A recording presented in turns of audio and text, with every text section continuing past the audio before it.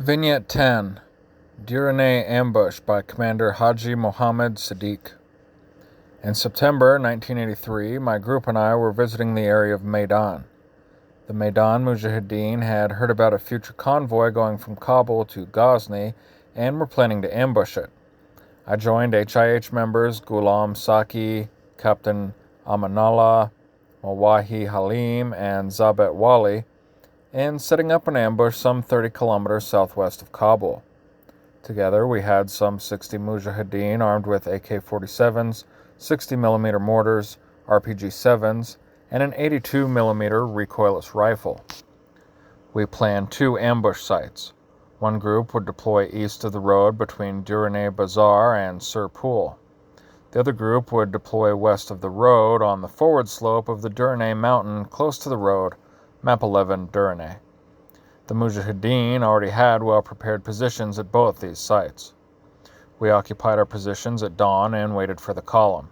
At about 0900 hours, the convoy came from Kabul. It was a column of trucks and armored vehicles. A forward security element preceded the convoy.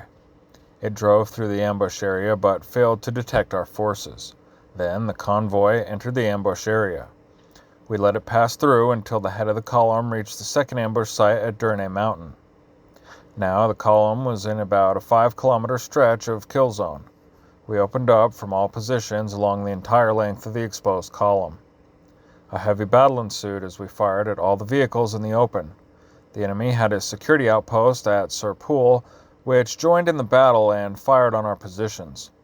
Despite this security post fire and the fire from the armored vehicles, the Soviet response was fairly passive. Our prepared positions protected us, and the Soviets apparently did not have any infantry accompanying the convoy, so they could not dismount and maneuver against us. Our positions were vulnerable to a flank attack through Kashmirian or Glogar, but the apparent lack of Soviet infantry support kept their vehicles pinned down on the lower ground, where we continued to shoot them with our anti-tank weapons. Later in the day, the enemy brought reinforcements to the battlefield and began to pound Mujahideen positions with artillery and airstrikes. We began to gradually withdraw our ambush force, and by 1500 there were no Mujahideen left in the area. A major Mujahideen commander, Ghulam Saki, and several other Mujahideen were killed and many were wounded. We damaged or destroyed 33 armored vehicles and 27 trucks. We captured some 40 weapons of different types. Commentary. The Mujahideen showed good planning and discipline in this ambush, but used prepared positions that they had used before. They also knew that these positions had exposed flanks, but took no precautions. They felt that the Soviets would not dismount to check the known ambush sites and did not expect immediate Soviet counteractions to turn their flanks. They were right. The Mujahideen were setting a pattern, but the Soviets failed to react to it. The Mujahideen stocked their positions with sufficient ammunition for a fight of several hours' duration. They apparently took many of their casualties from artillery and airstrikes while moving to the burning vehicles to loot or when pulling back. The Soviet convoy movement was no secret. The Mujahideen had contacts within the DILA and agents near the assembly areas. The Soviets usually left after first light and therefore arrived in the area between 0830 and 0930. This made it convenient for the Mujahideen, who did not have to stay in position all day. The Soviets knew that this was an ambush site, but did not destroy the ambush positions, put security elements on the high ground with helicopters, or put a dismounted force through the area to check for ambushes. Further, they did not have helicopter gunships flying overhead or on strip alert. They did not carry an immediate reaction force which could get up into the mountains and turn the flanks of the ambush sites. Instead, they relied on the combat power of their armored vehicles and slow-reacting artillery and air support. The Mujahideen commander had 60 combatants spread over a 5-kilometer stretch of ambush on both sides of the road. He did not have radio communications with all his people. Instead, the signal to initiate fire was the commander firing the first shot. Other commands were given by messenger or visual signals, mirrors, flares, smoke grenades, and waving. Command and control depended greatly on the commander's pre-ambush briefing and SOP actions.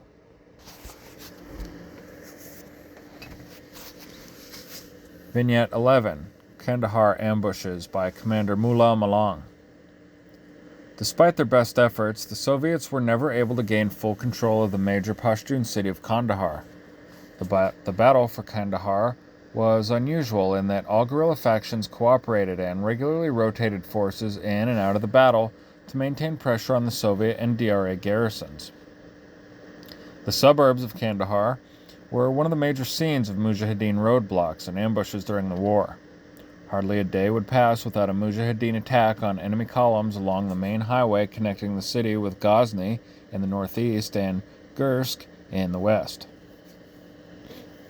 The enemy columns were most vulnerable on a stretch of the road between the western suburbs of the city and Hazi Madad, located about 40 kilometers west of Kandahar. In this area, the Mujahideen were able to hide in the orchards and villages to ambush enemy columns. As the road leaves Sanjari on the Arghandab River, the green zone runs parallel to the highway in the south, and an arid plain that gradually rises towards the mountains flanks the road to the north. See Map 10A, de Khwaja 1 in Vignette 9. The Herat Column. In one of their early large-scale ambushes, the Mujahideen groups affiliated with different parties planned a series of ambushes along the main highway from Gursk to Kandahar, Map 12 Kandahar. In September 1984, a Soviet DRA supply column moved from Torgundi on the Soviet-Turkmenistan border through the Shindad Air Base in western Afghanistan to the Soviet garrison in Kandahar. The column consisted of several hundred trucks escorted by tanks and APCs. Most of the trucks were loaded with gasoline, which they brought from Shindand. Shindand was supplied with gasoline from a Soviet-built field pipeline. Saranwal Abdul Wali of NIFA and I coordinated the Mujahideen plan. We planned to position several interconnected ambushes manned by small groups of Mujahideen to surprise and take the entire length of the column under simultaneous fire. This required selection of a favorable stretch of the road that could accommodate all the ambushes required to attack the entire column. We selected a stretch of nearly 7 kilometers between a point at the end of Sanjari, the beginning of Ashoka villages, and a point immediately to the east of Pashmol as the killing zone for the enemy column. We estimated that this stretch of the highway corresponded to the length of the enemy column. We decided to divide the 250 available Mujahideen into several groups. The groups were armed with RPG-7 anti-tank grenade launchers and 4 to 5 82mm recoilless rifles. All ambushes were sited in the green zone to the south of the road. Each ambush group had an assigned sector of the kill zone. All groups were instructed to open fire simultaneously as the head of the column reaches the Ashoka villages. It was expected that the time the tail of the column would have just cleared the Pashmol villages. At that time, most of the local population still lived in their homes along the road. Few had migrated to Pakistan since no major Soviet military actions had taken place there. The Mujahideen groups coming from Malajat, the southern and southwestern suburbs of Kandahar, and other neighboring bases moved during the night to their designated ambush sites. The ambush plan was kept secret from the local population and local Mujahideen units since resistance groups based in the ambush area were reluctant to participate, fearing retaliation directed at their homes and families still living there. The ambush groups moved into position during the night and deployed patrols to secure the area. As the day began and locals started moving around, Mujahideen patrols temporarily detained the villagers to ensure secrecy. The Soviet convoy reached the kill zone at 0900 hours. As instructed, the Mujahideen groups opened fire simultaneously, surprising the enemy. The column stopped and many vehicles began moving north onto the open plain. The escorting tanks and APCs fired randomly in panic from on the road without trying to maneuver or close with the ambush sites. Enemy vehicles moving north off the highway soon were out of range of many of the Mujahideen weapons. In the meantime, several gasoline trucks caught fire and the fire quickly spread to other vehicles. The chain reaction set off several explosions which threw burning debris on both sides of the road. We scored direct hits on about 50 vehicles while many others were damaged in explosions caused by the blown-up trucks and gas tankers. The action lasted 30 minutes. We withdrew before enemy aircraft could be scrambled. The enemy did not pursue us. The ambush marked the beginning of a continuous battle for control of the western road to Kandahar. Until the Soviet withdrawal in 1989, this road was under constant threat by the Mujahideen, who would set up roadblocks, conduct ambushes, mine long stretches of the road, and demolish bridges, underpasses, and viaducts using unexploded aerial bombs. Faced with continuous Mujahideen ambushes and attacks on convoys along the highway, the Soviet forces established several security posts and fire bases in the area. They built a major fire base at Kandahar Silo and another at Kurez Slim in the northern plain overlooking the Kandahar Western Valley. The Soviets set 3 security outposts at the points where orchards and the green zone stretched to the road, providing concealment for Mujahideen in ambush. They were established on both sides of Pasab and at Hazi Madad, Map 10A, de Khawaja 1 and Vignette 9. The posts were protected by earth berms. The roadside security posts were connected to the main fire base at Kurez Slim by communications trenches, which allowed safe, rapid reinforcement. The twin Pasab posts were each manned by 10 to 15 men, and each had a tank, a howitzer, and a mortar. The security post at Hazi Madad was 2 times as large as the 2 Pasab posts combined. The new security arrangement impeded Mujahideen movement in the area. Repeated attempts by the Mujahideen failed to knock out the Soviet outposts. Lala Malang set for me and asked me to join in a coordinated attack on the Soviet security posts in November 1985. Mujahideen forces lacked the ability to knock out security posts, since they had to fight from exposed positions with little cover and they lacked engineering equipment to neutralize minefields around the enemy positions. Therefore, the Mujahideen could not sustain pressure on the outpost garrison. We Kandahar Mujahideen decided to first enhance our tactical survivability and then renew attempts to destroy the enemy security posts. We began to steadily improve field fortification areas around Kandahar. We dug trenches with overhead cover overlooking the enemy security posts. We constructed bunkers, underground night shelters, and covered access trenches, and stocked ammunition and supplies in these prepared positions. Wherever possible, we built overhead cover using timbers covered with a thick layer of dirt as protection against artillery and aviation. We prepared firing positions for our multi-barreled rocket launchers. Each of these positions had a pool of water so that the firing crew could splash water on the site before firing to absorb the flames and fumes from the rocket launch. These positions significantly enhanced Mujahideen field sustainability and enabled them to fire on the enemy outposts around the clock. Enemy attempts to dislodge the Mujahideen with airstrikes and artillery fire repeatedly failed. Enemy tanks and motorized rifle forces were also unable to penetrate the green zones to eliminate the positions. Finally, the enemy was forced to abandon his posts at Pasab and Hazi Madad and shift his forces to Kurez Slim. A local Mujahideen commander, Mullah Nek Muhammad, and some others intensified their daily harassment of enemy movements in the area close to the green zone.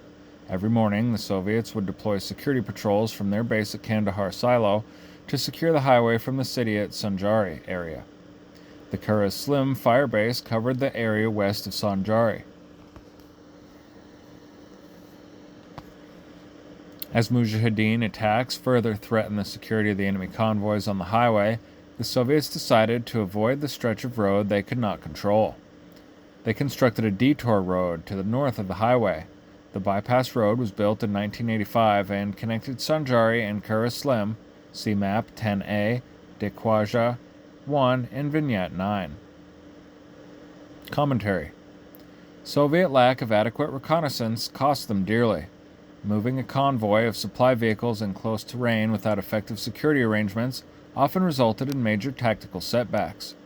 They further failed to cover the convoy movement with helicopter reconnaissance and helicopter gunships. The Mujahideen had calculated the reaction time for helicopter gunships from Kandahar Air Base. Timely reaction by helicopter gunships could have saved the day for Soviet convoy, but they were apparently not planned for and not called on. Normally, the Soviets spaced APCs throughout the convoy as security vehicles. In case of ambush, the APCs would stop in the kill zone and return fire the rest of the convoy caught in the kill zone would drive out of it. The security detail followed this SOP.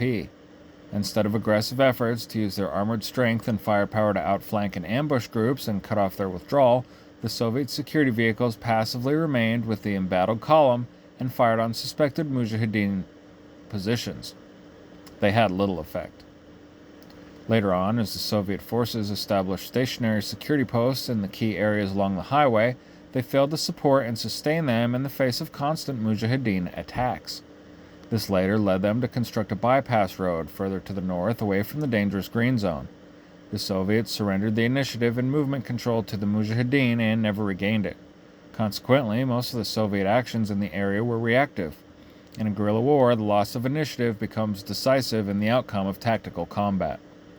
What mostly contributed to Mujahideen's success in inflicting heavy losses on the enemy was their elaborate planning, secrecy in movement, and coordinated action.